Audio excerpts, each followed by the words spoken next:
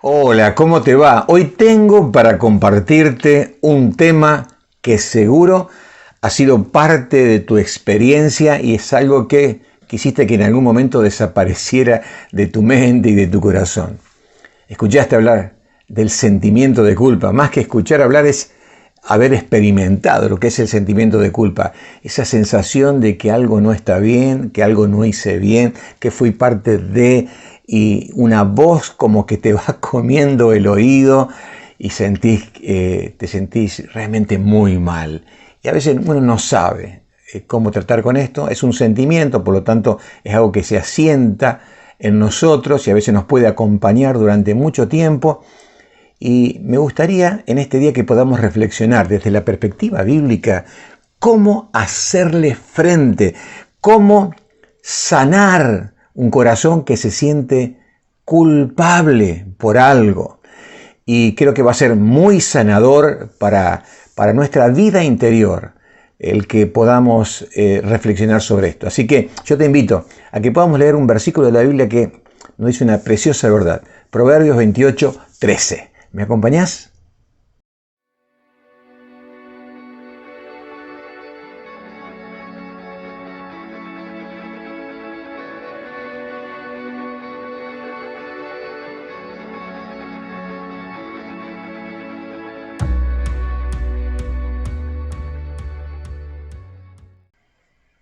Bueno, leemos entonces la porción bíblica de nuestra reflexión. Dice Proverbios 28:13, quien encubre su pecado jamás prospera. Quien lo confiesa y lo deja, halla el perdón. Muchas veces hemos leído esta porción, seguramente en otra versión de la Biblia, que dice que el que encubre su pecado no prosperará, mas el que los confiesa y se aparta alcanza misericordia, ¿no? Bueno, este pasaje nos muestra, y ya lo vamos a abordar y lo vamos a explicar en el transcurso de nuestra reflexión. Pero el tema del sentimiento de culpa y la voz interior que enferma el corazón es la experiencia de todos los hombres, de todas las personas. Mientras exista el pecado, siempre se va a activar en nosotros un mecanismo de acuerdo a nuestras creencias y también de acuerdo a cómo Dios nos creó. Vamos a ser conscientes de que algo no hicimos bien y eso siempre va a traer en nosotros un pesar, una angustia y demás. ¿Qué es el sentimiento de culpa? Es la sensación interna, notemos eso, es adentro, es en el corazón. Cuando hablamos del corazón no estamos hablando del músculo, estamos hablando de la vida interior, de todo el ser interior nuestro. Es una sensación, y es una sensación de malestar, o sea, nos incomoda, nos trae perturbación, nos sentimos como frustrados, hasta puede traer emociones como la tristeza, por sabernos responsables. Es decir, algo hice para estar así, fui parte de algo para estar así. O sea, es como que estoy metido dentro de algo que genera este sentimiento de culpa. Ese sentimiento de culpa puede ser real o no. Es decir, basado, esa responsabilidad puede ser real o no. Puede estar basado en algo que realmente puedo decir, sí,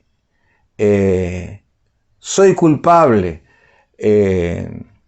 hice tal cosa. O me crea responsable y tengo un sentimiento de culpa que nace de una ficción, de algo que yo me imagino, de una mentira que me hicieron creer, ¿no? O que yo mismo creo que hace que tenga esa sensación. Así que hay que tener mucho cuidado porque tal vez podemos sentirnos culpables de algo por lo cual no tendríamos que sentirnos culpables. Entonces, es una sensación interna de malestar por saberse responsable, real o no, de haber cometido una falta contra alguna norma. Es decir, nosotros sabemos que determinadas cosas no se tienen que hacer. Entonces, decimos, bueno, creo que rompí la norma, quebranté el reglamento, tuve una conducta ética inmoral, soy responsable, por lo tanto me siento culpable. Vamos a ver el proceso al sentimiento de culpa. En primer lugar, hay un acto causal. Por ejemplo, vamos a irnos, por ejemplo, a la vida del estudiante. El estudiante tiene que rendir, por lo tanto tiene que estudiar. Vamos a suponer que no estudia lo suficiente y entonces le va mal. Bueno, el hecho de haber rendido mal, ese es el acto causal. Es el inicio del proceso del sentimiento de culpa. Luego viene una autovaloración negativa. Y entonces uno comienza a pensar, sí, la verdad que tendría que haber estudiado. La verdad que no tendría que haber salido con mis amigos el fin de semana. La verdad es que tendría que haber buscado más material. La verdad que tendría que haber dedicado más tiempo. Entonces uno empieza a tener esa autovaloración negativa. En tercer lugar, empieza uno a sentir ese remordimiento. Es como que uno siente como que los mismos reproches internos nos van carcomiendo, nos van erosionando por dentro. Y bueno, y ahí aparece el sentimiento de culpa, ¿no? Pero siempre hay un acto causal.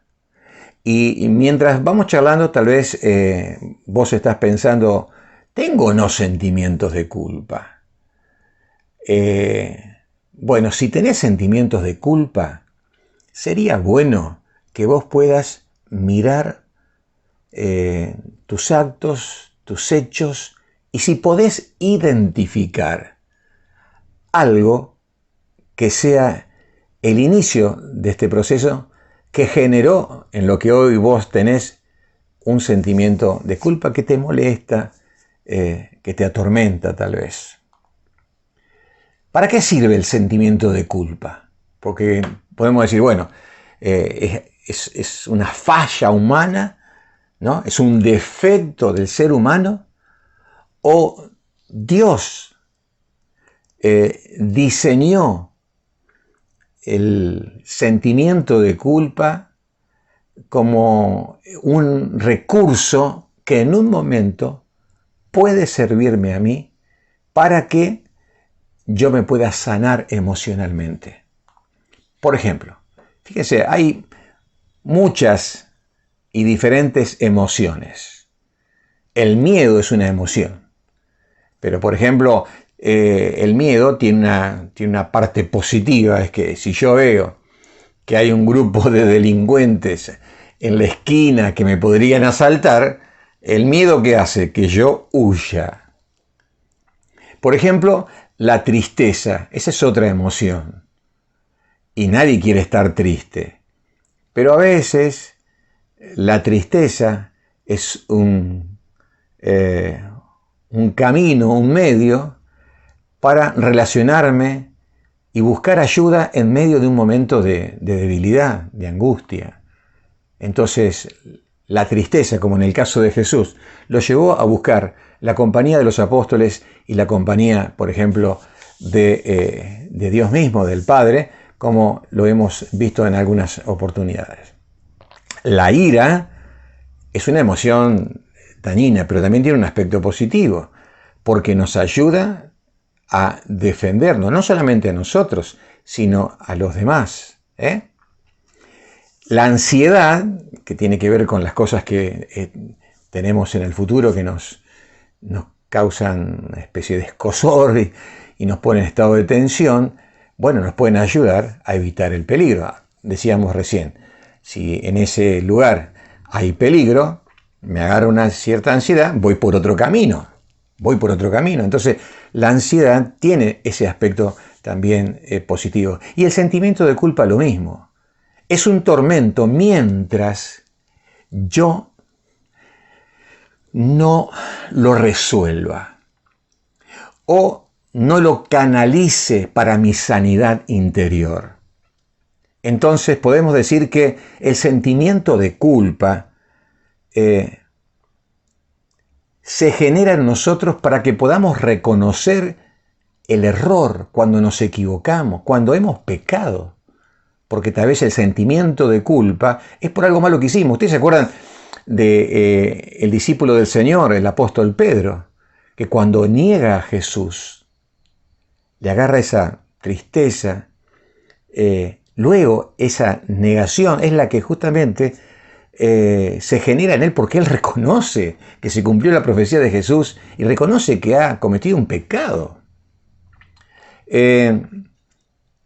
El que tuvo un sentimiento de culpa muy grande fue Judas, el traidor. Nada más que él no resolvió, como en el caso de Pedro, el sentimiento de culpa, porque él nunca se arrepintió. Y eso lo llevó al suicidio, ¿no?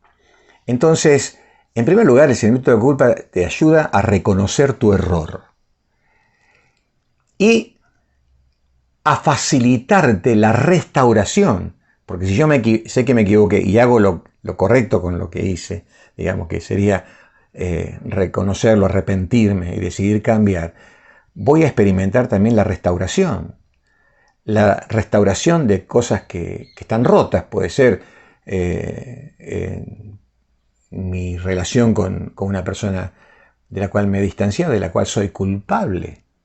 Pero tal vez no solamente yo reconozco el error, sino que puedo reconstruir la relación. Puede ser un cónyuge, puede ser un padre, puede ser un hijo, un hermano en la fe.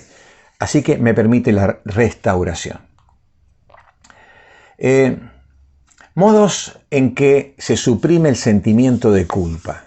Y aquí vamos a ver que a veces se eligen, consciente o inconscientemente, como diferentes caminos. Así que después que hicimos algo que supuestamente está mal, ¿no? O me afecta porque soy parte de eso que ha sucedido, solemos tener distintos comportamientos. Uno, por ejemplo, olvidar.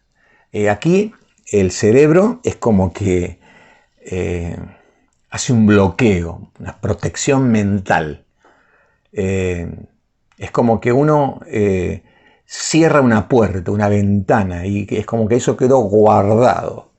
Hice eso, y eso le ha pasado a mucha gente que durante mucho tiempo han estado bloqueando los recuerdos de cosas que han hecho. Yo a veces me he puesto a pensar, la gente que han sido criminales de guerra, por ejemplo, como ha sucedido con los miembros de la SS alemana y demás, que estuvieron diseminados por todo el mundo escondiéndose después de la Segunda Guerra Mundial.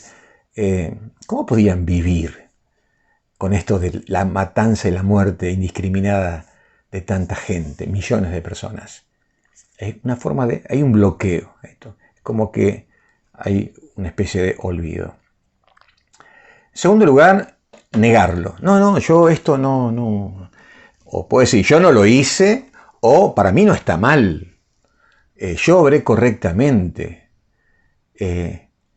Niega cualquier tipo de participación o de análisis negativo de lo que fueron los acontecimientos de la cual fue parte. No, esto fue lo mejor, era lo necesario, no teníamos otra opción, ¿no? Fue lo mejor y se niega el error. En tercer lugar, minimizarlo. Bueno, pero escúchame, por esto se va a sentir mal. Se va a sentir mal.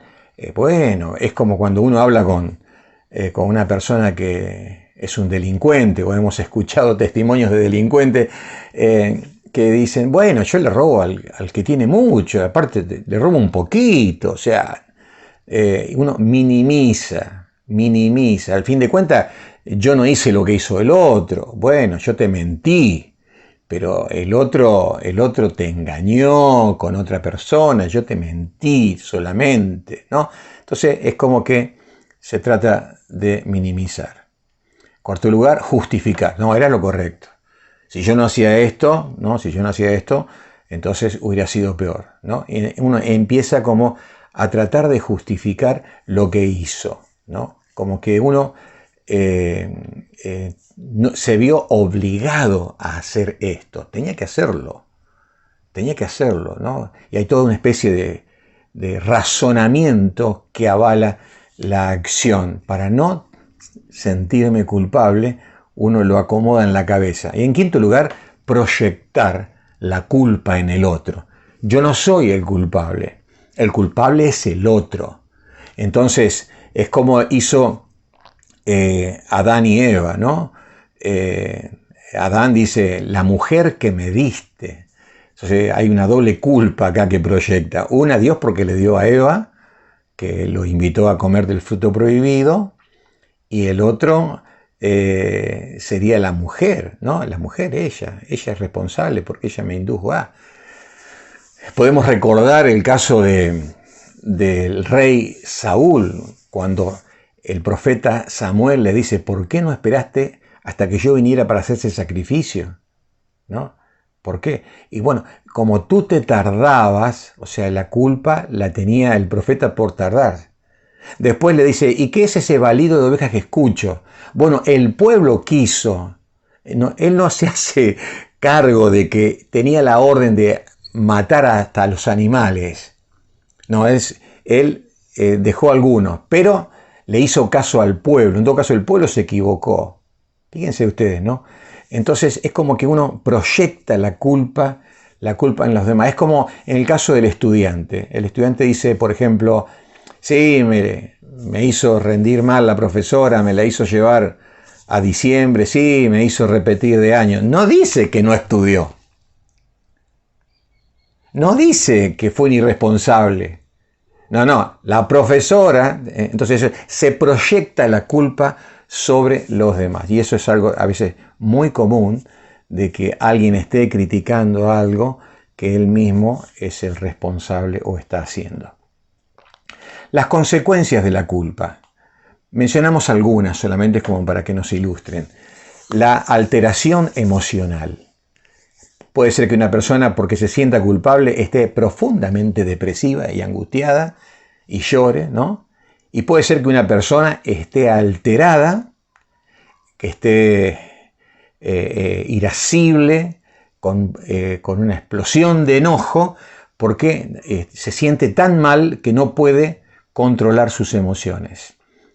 A veces puede ser que la persona se convierta en un sometido, es decir, como se siente tan culpable, le dice que sí a todo. Tal vez, más aún, con la persona que ha ofendido, entonces se siente tan culpable que trata de someterse. Por ejemplo, a veces suele pasar con los padres que se sienten culpables con sus hijos. ¿Por qué? Porque fueron víctimas los chicos de una separación de los papás. Entonces, ¿qué hace el papá para tratar de mitigar el sentimiento de culpa? Y entonces se somete al hijo. Entonces el hijo le pide, papá, quiero esto. Y el padre lo compra. Mamá, quiero tal cosa. Y la mamá lo consigue. ¿Por qué? Porque se sienten tan culpables que se someten, ¿no? Y esta es otra forma de responder a la culpa. El abandono personal, una persona se siente tan culpable por todas las cosas que ha sufrido, entonces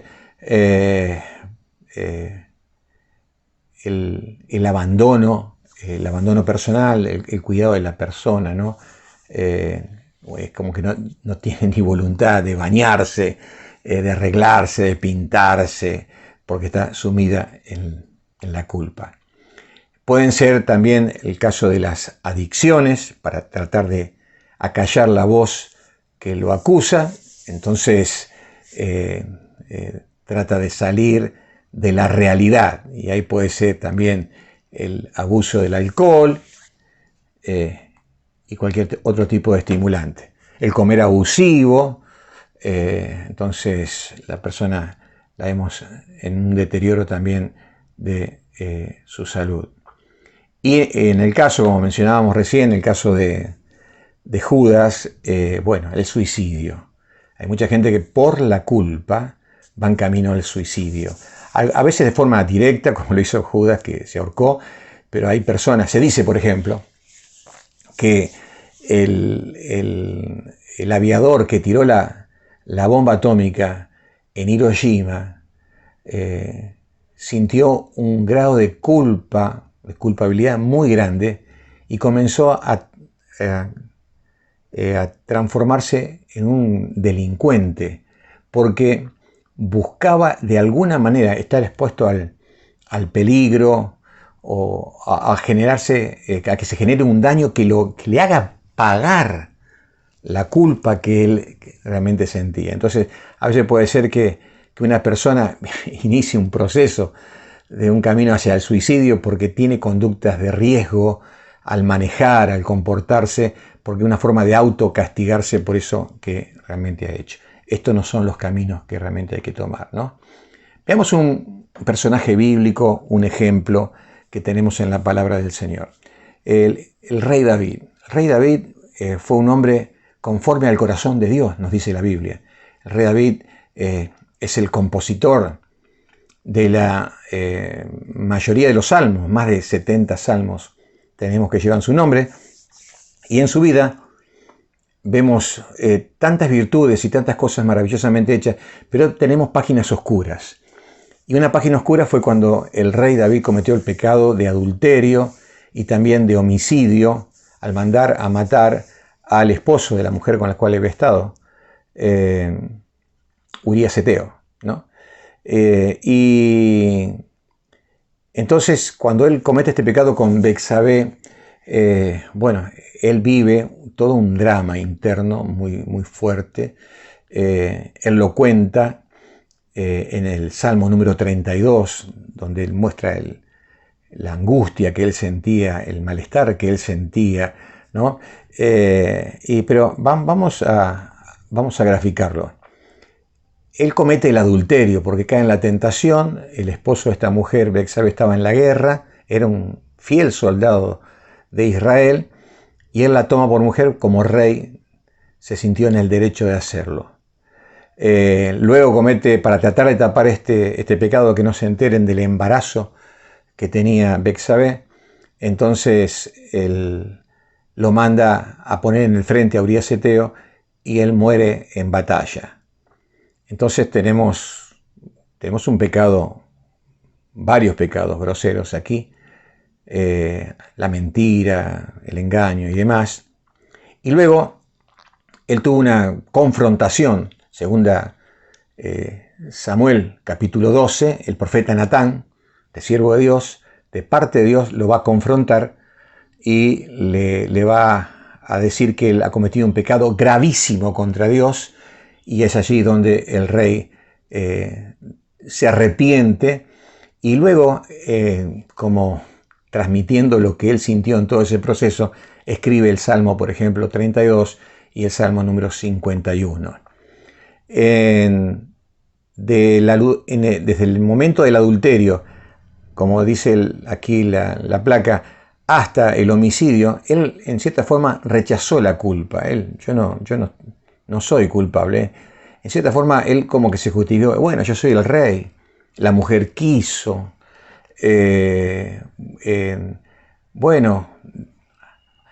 satisfice un deseo y una necesidad. Trató de justificarlo al tema. Pero él expresa una sensación de remordimiento en el Salmo 32. Fíjense, vamos a leerlo. En el Salmo 32, en el verso, vamos a leer en el verso número 3, Dice, mientras guardé silencio, mis huesos se fueron consumiendo. El silencio fue que hace referencia a que él trató de ocultar, de no reconocer, de no confesar, ¿no?, lo que había hecho. Mis huesos fueron consumiéndose por mi gemir todo el día. O sea, fíjense cómo se sentía, ¿no? Mi fuerza se fue debilitando como el calor del verano, porque día y noche tu mano pesaba sobre mí, ¿no? Y él lo que vivió ahí fue un sentimiento de culpa. O sea, él primero lo justificó, pero después como que empezó a sentirse muy mal, muy mal. Tuvo un sentimiento de culpa hasta que fue confrontado y comienza allí el camino de la sanidad en su vida. Entonces, fíjense, tenemos en él que primero, él, después de haber sido confrontado, se arrepiente. En segundo lugar, confiesa el pecado.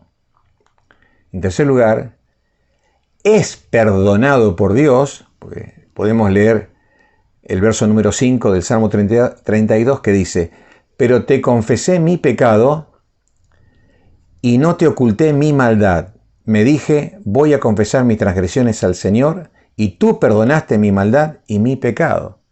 Así que él no solamente confesó, sino que recibió el perdón divino y tuvo una restauración de su vida, realmente porque el Señor tuvo misericordia de él y le preservó la vida, le preservó el reino y demás, ¿no?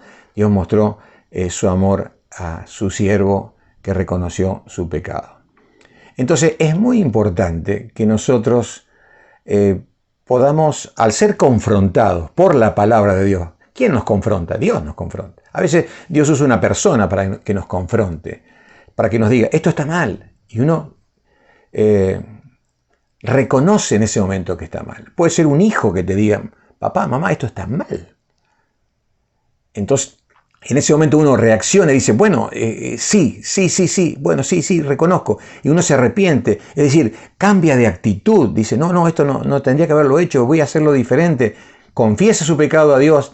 Si la persona ofendió a alguien, confiesa su pecado también, porque la Biblia dice, confesad vuestras ofensas unos a otros, confiesa el pecado a la persona o al grupo de personas que haya ofendido, pide perdón, recibe el perdón de Dios, como hizo también el hijo pródigo de la parábola de Lucas 15. Padre, he pecado contra el cielo y contra ti. Él reconoció que pecó contra Dios y pecó contra su padre. Y al que se ha ofendido, justamente hay que pedirle perdón a Dios primero y también si hay alguna persona. Y también vivir la experiencia de la restauración, que es lo que leíamos hoy en el pasaje, haya misericordia. La misericordia no solamente es que hay un perdón de Dios para la persona que ha cometido un pecado, sino también lo que sucede es que la persona recibe las fuerzas y la ayuda necesaria para salir adelante. El perdón divino es el acto de compasión y amor que libera a la persona de la culpa y del pecado, con el propósito de restaurar la relación rota con Dios y si hay que hacerlo también con los hombres, como dijimos. El texto que leíamos hoy dice, quien encubre su pecado jamás prospera. Quien lo confiesa y lo deja, halla perdón, halla el perdón. Confiesa, deja y halla el perdón. Esa es la bendición que viene sobre la vida de aquel que reconoce que se ha equivocado. Por eso es muy importante esto de que podamos identificar qué cosas en nuestra vida han dado origen al sentimiento de culpa. Fíjense lo que Robert Jones, usando diferentes versículos de la Biblia, como el Salmo 103, Isaías, diferentes capítulos 1, 38, 43, 44 y Miqueas 7, 19, dice lo siguiente, y tómalo como una promesa de Dios cuando realmente te arrepentís de corazón y dejás que Dios trate con vos y te quite el sentimiento de culpa, porque el único que puede realmente perdonar es Dios. El que te puede quitar el pecado es Dios. No solamente los hombres. primero Dios y luego necesitamos el perdón de los hombres. Ahora, si alguien no te quiere perdonar, ya es un problema de la persona, pero Dios siempre te va a perdonar. Por eso decimos que ese es el perdón más importante. He removido tu pecado, dice el Señor, cuán lejos está el oriente del occidente. Aunque eran como escarlata, los he hecho blancos como la nieve. He dado la espalda a todos tus pecados. Yo solo soy quien borra tus transgresiones y no recuerda tu pecado nunca más. He disipado tus ofensas como el rocío y tu pecado como la bruma de la mañana. Los he arrojado al fondo del mar. ¡Qué maravilla! Con estas palabras del Señor, que las tomamos, las aplicamos a nuestra vida, luego de haber reconocido nuestros pecados, podemos sentir el alivio del perdón divino y la paz que eso traerá a nuestro corazón. Por eso, recapitulando, recordamos también al Señor perdonando al pecador, ¿no? En primer lugar, es necesario identificar el causal. ¿Sos responsable o no? Si no sos responsable, no te hagas cargo de lo que no sos responsable. No puedes sentirte culpable.